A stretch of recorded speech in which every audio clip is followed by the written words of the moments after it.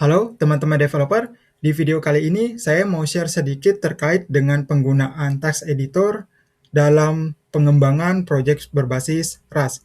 Jadi sejauh ini kan saya sudah membuat beberapa video itu dibantu oleh si VS Code ya. Kita memang tahu kalau si VS Code ini itu sangat nyaman digunakan terlebih dengan dukungan extension yang disediakannya.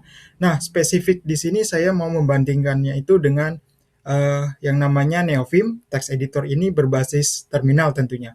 Oke, langsung saja di sini saya coba pindah dulu ke Hotop. Jadi di sini saya pakai Tmax itu Hotopnya sudah saya running. Ya, di sini saat proses ini berjalan saya sedang recording itu penggunaan RAM saya itu ada di angka 900 MB lebih kurang dengan RAM total yang saya punya itu adalah 4 GB juga dengan swapnya itu lebih kurang 4 GB. Kemudian saya ada project sampel di sini. Saya coba open menggunakan VS Code. Baik.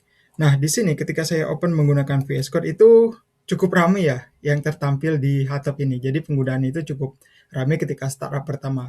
Begitu juga dengan RAM-nya itu langsung naik hampir ke 2 GB begitu.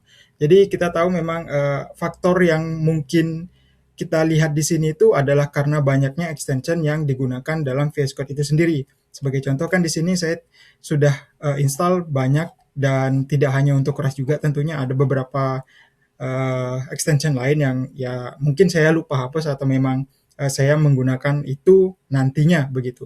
Tapi yang pasti extension itu cukup mempengaruhi ya terhadap penggunaan resource dari mesin kita. Dan di dalam contoh ini juga ada error yang muncul yang mana memang kode ini tuh belum selesai. Ini saya akan coba bandingkan ketika menggunakan VS Code dan kita coba selesaikan kode ini menggunakan si Neovim saja begitu. Oke, ini saya close dulu. Kemudian saya kembali di sini. RAM-nya sudah kembali ke angka awal. Kemudian saya pindah ke editor.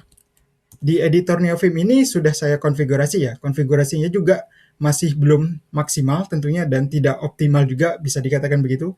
Karena saya ambil beberapa konfigurasi yang ada saya temukan di internet, kemudian saya kumpulkan barulah saya olah sendiri begitu sehingga mungkin untuk optimasi perlu dilakukan lebih lanjut. Tapi tidak apa-apa, experience-nya saya rasa sudah cukup mirip. Oke, langsung saja di sini saya buka si main RS-nya di sini. Jadi di sini main RS-nya saya buka ya dari segi tampilan sih tidak jauh beda ya.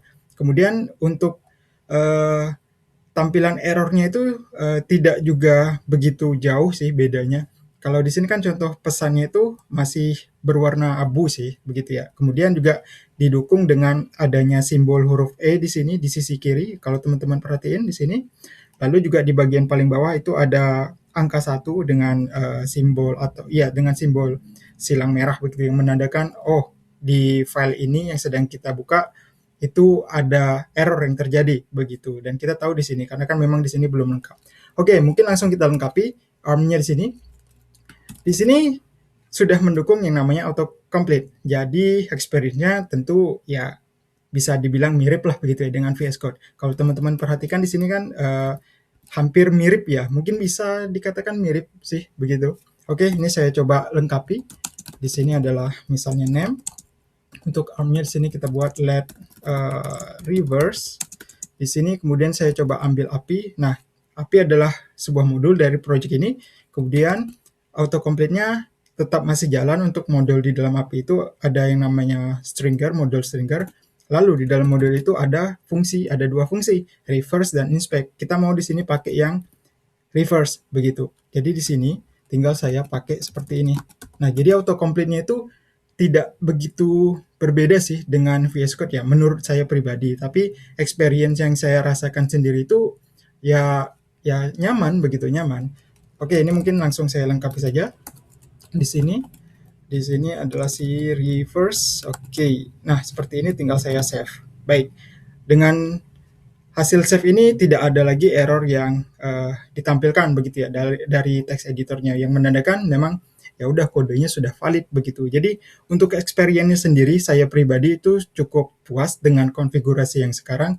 Mungkin teman-teman jika tertarik menggunakan Neovim sebagai alternatif itu bisa langsung ke GitHub ya. Di deskripsi video sudah saya sertakan linknya, jadi teman-teman bisa langsung pakai jikapun memang tertarik ingin menggunakan Neovim, terlebih untuk pengembangan bahasa, untuk pengembangan dengan menggunakan bahasa Rust begitu.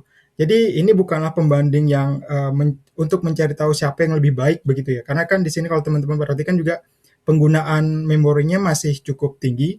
Ya bisa dikatakan 11-12 karena memang di awal tadi saya sudah sampaikan konfigurasi text editornya masih belum optimal begitu. Ataupun mungkin juga beberapa komponen belum saya selesaikan seperti itu. Jadi mungkin nanti ke depannya saya akan coba cari informasi lebih lanjut seperti apa yang harus saya lakukan untuk menjadikan konfigurasi dengan yang ada sekarang ini menjadi lebih optimal seperti itu. Baik, mungkin teman-teman bisa langsung cek saja di deskripsi video ya untuk mengambil ataupun mendownload konfigurasinya, dan silahkan install dulu Neovim-nya. Teman-teman bisa temukan di internet cara instalasinya. Oke, sekian dulu. Semoga bisa bermanfaat dan sampai ketemu di video selanjutnya.